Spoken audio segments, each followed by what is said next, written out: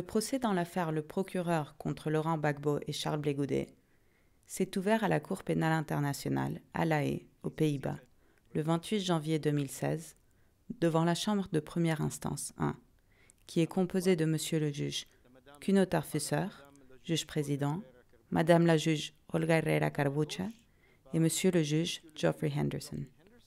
Le procès s'est ouvert avec la lecture des charges retenues à l'encontre des Messieurs Gbagbo et Blé Goudet. Je vais procéder à la lecture des charges telles que confirmées dans les décisions relatives à la confirmation des charges portées contre M. Laurent Gbagbo et contre M. Blé Goudet. Laurent Gbagbo, ancien président de la Côte d'Ivoire, a été remis à l'ACPI le 30 novembre 2011 et sa première comparution devant la Chambre préliminaire a eu lieu le 5 décembre 2011. Le 12 juin 2014, la Chambre préliminaire 1 a confirmé à la majorité 4 charges de crimes contre l'humanité. Meurtre, viol, autre acte inhumain ou, à titre subsidiaire, tentative de meurtre et persécution, à son encontre et l'a renvoyé devant une chambre de première instance pour y être jugé. Charles Blé Goudet a contribué à la commission des crimes en cause de la manière suivante. Charles Blé Goudet, né le 1er janvier 1972 à Niack-Brayot, Côte d'Ivoire, a été remis à la CPI le 22 mars 2014 par les autorités de la Côte d'Ivoire, suite à un mandat d'arrêt délivré par la CPI le 21 décembre 2011. L'audience de confirmation des charges a eu lieu du 29 septembre au 2 octobre 2014.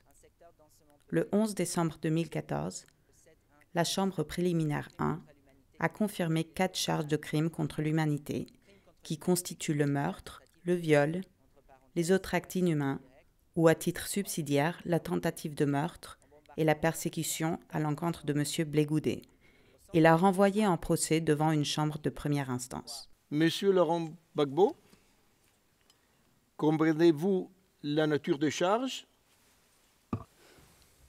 Oui, je comprends la nature des charges. Monsieur Charles Blé Goudet, comprenez-vous la nature des charges? Oui, Monsieur le Président, j'ai bel et bien compris la charge. Merci. Le procureur de la CPI, Mme Fatou Bensouda, et le premier substitut du procureur, Eric MacDonald, ont ensuite pris la parole pour des déclarations liminaires. Que les choses soient bien claires dès le départ. Cette affaire ne s'agit pas de déterminer qui a gagné les élections en 2010, ni qui aurait dû les remporter. Il s'agit d'établir la responsabilité pénale individuelle de 2 accusés pour ce qui est des crimes commis dans le cadre des violences post-électorales de 2010 qui relèvent de la compétence de la Cour pénale internationale. Nous sommes ici aujourd'hui pour envoyer un message fort et ferme à tous ceux qui complotent pour se hisser au pouvoir ou s'y maintenir en ayant recours à la force et à la brutalité, à savoir qu'ils doivent répondre et répondront de leurs actes conformément aux dispositions du statut de Rome. Mon bureau va s'efforcer d'assurer et de garantir la justice et la responsabilité pour tous les camps. Cela doit être clair, car mon bureau est en train de mener à bien des enquêtes, et ce dans les 2 camps du conflit. C'est ce qui est exigé par le mandat juridique du bureau, c'est ce que méritent les victimes et c'est ce que l'accusation. Mr. President, Your Honors, I will conclude by stating Monsieur le Président, that this trial Mesdames et Messieurs les juges, je vais conclure en répétant que ce procès est là pour rendre justice aux centaines de victimes et plus même des violences post-électorales en Côte d'Ivoire et s'assurer qu'il n'y ait aucune impunité offerte à ceux qui sont responsables de ces crimes. L'audience a continué vendredi 29 janvier 2016 avec les déclarations liminaires de la représentante légale des victimes dans cette affaire, Paulina Massida. Monsieur le Président, Madame et Monsieur les juges. 726 victimes participent à ce procès. Femmes, hommes, enfants, qui ont directement souffert des événements qui se sont déroulés en République de Côte d'Ivoire entre le 27 novembre 2010 et le 8 mai 2011. Certaines d'entre elles ont subi des violences physiques, sexuelles et ont été humiliées, portant encore aujourd'hui les traces de cette humiliation qui se traduit en autant de stigmatisation. Il serait erroné de dire que les victimes n'ont aucune attente. Elles n'en ont que de légitimes, à l'instar de ce que tout individu a à l'égard d'une cour de justice. Les victimes attendent que la justice un jour soit rendue. Les victimes attendent que la vérité soit faite sur les exactions commises pour que leur souffrance d'aujourd'hui puisse être apaisée, mais surtout pour que les crimes et les horreurs du passé ne se répètent pas dans l'histoire de la Côte d'Ivoire. Je peux vous assurer que le fait pour les victimes d'être représentées aujourd'hui et de pouvoir exprimer leur voix dans les procédures constitue en soi un élément de ce que l'on peut qualifier de réparation au sens général du terme et concrètement participe à leur lutte quotidienne pour rétablir le cours de leur vie, ou plutôt la continuer, en devant tenir compte de ce qu'ils ont subi et qui fait désormais partie de leur histoire. Je vous remercie.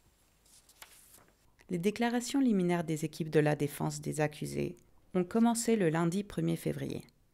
Pour Laurent Gbagbo, c'est son conseil principal, Maître Emmanuel Altid, qui s'est adressé à la Cour avant les deux autres membres de son équipe, Maître Jennifer Naouri et Maître Agathe Bailly-Barouane. C'est alors qu'appuyés par des commandos français, ils pénètrent dans les bâtiments et se saisissent du président Gbagbo. Beaucoup d'occupants de la résidence sont battus ou blessés. Certains sont assassinés par les mercenaires et soldats pro-Ouattara.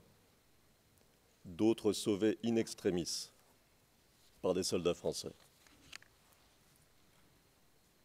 Monsieur le Président, Madame, Monsieur, pas un mot sur ces faits essentiels et tragiques dans le mémoire préliminaire du procureur.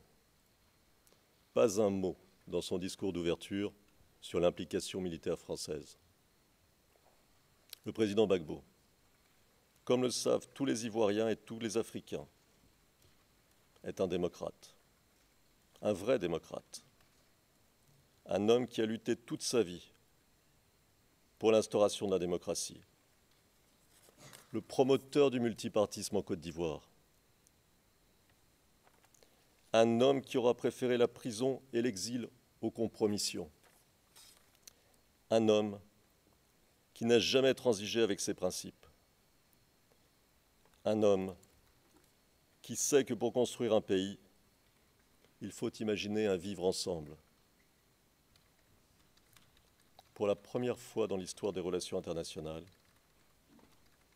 il est donné à des juges internationaux et indépendants le pouvoir de dire non,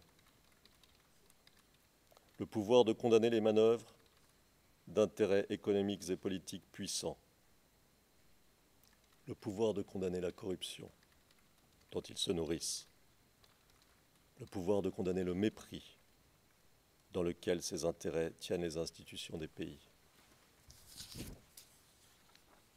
Ainsi, vous pourrez dire non à un monde ancien, archaïque, au monde de la domination et de la violence. Vous pourrez faire entendre la voix de la raison, la voix de la modernité, dire le juste. En proclamant la vérité, vous rendrez son histoire à la Côte d'Ivoire, vous rendrez leur dignité aux Ivoiriens et vous poserez enfin les fondements d'une vraie réconciliation. Maître Geert-Jan Alexander Noops, le conseil principal de Charles Blé Goudet et autres membres de son équipe, Claver Henry, Jean-Serge Gougnon et Seri Zoku ont ensuite pris la parole pour des déclarations liminaires. Par la suite, Charles Blé Goudet s'est lui-même directement adressé au juge.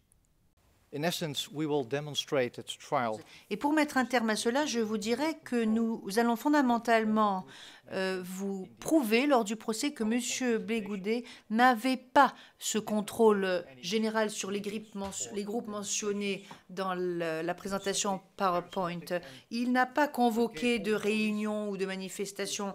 Il était tout simplement charismatique, ce qui d'ailleurs donnait encore beaucoup plus de raisons à ses opposants politiques au sein des jeunes pro-Gbagbo pour tenter de contrecarrer son influence. Il y a un autre témoin qui a déclaré que d'aucune façon M. Blé Goudet ne pouvait donner des ordres ou n'avait le contrôle sur la FESCI. Cette fédération avait ses propres textes, son propre processus de décision par le truchement de ses assemblées et de son exécutif. Et nous allons présenter 2 témoins qui vont témoigner du fait que M. Blé Goudet ne pouvait pas tout simplement donner d'ordre aux militaires. C'est assez ridicule d'affirmer cela. D'ailleurs, un témoin indiquera à cette chambre que les différentes organisations de jeunes, que ni ces organisations de jeunes, ni la FSI ne pouvaient recevoir d'ordre de M. Blé Goudet parce qu'il y avait justement... il n'y avait pas d'uniformité idéologique. Il y a d'autres témoins qui relateront, qui indiqueront que l'idée suivant laquelle M. Blé Goudet était en mesure de distribuer des armes en plein cœur d'Abidjan aux gens qui se trouvaient sur les barricades est tout simplement une idée ridicule. Je vous remercie pour l'occasion que votre coup offre au monde entier pour enfin connaître la vérité sur la crise qui endeuille mon pays. Mes démarches et mes actions en faveur de la paix n'ont peut-être pas produit les résultats escomptés, mais ces missions de la paix, je les ai bénévolement accomplies, avec conviction, mais avec fierté pour mon pays. Je ne suis donc pas le prétendu bras séculier que Laurent Gbagbo aurait utilisé pour commettre des crimes. Non, Monsieur le Président, Laurent Gbagbo ne m'a jamais envoyé pour aller commettre des crimes. Laurent Gbagbo ne m'a jamais envoyé pour aller inciter des jeunes à commettre des crimes. Monsieur le Président, je ne suis pas un homme de guerre. J'appelle à la réconciliation dans mon pays. J'appelle à la paix dans mon pays. J'appelle à une paix sincère et durable, dénuée de tout calcul politicien, dénuée de tout théâtre, parce que les Ivoiriens ont besoin qu'on les aide. Je compte sur vous, Monsieur le Président, pour que le droit soit dit. Je compte sur vous pour que la vérité soit dite. Je compte sur vous pour qu'on me juge pour ce que j'ai fait et non pour des commentaires. Je compte sur vous pour qu'on me juge selon mes actes en tant qu'individu et non sur la base de ce qu'on aurait voulu que je sois. Je veux que vous me permettiez de rentrer dans mon pays pour poursuivre mes champs de réconciliation que j'ai laissés en friche avant de venir ici. Mais cela est laissé à votre appréciation. Je vous remercie. Le procès devrait reprendre le 3 février avec la présentation des preuves de l'accusation.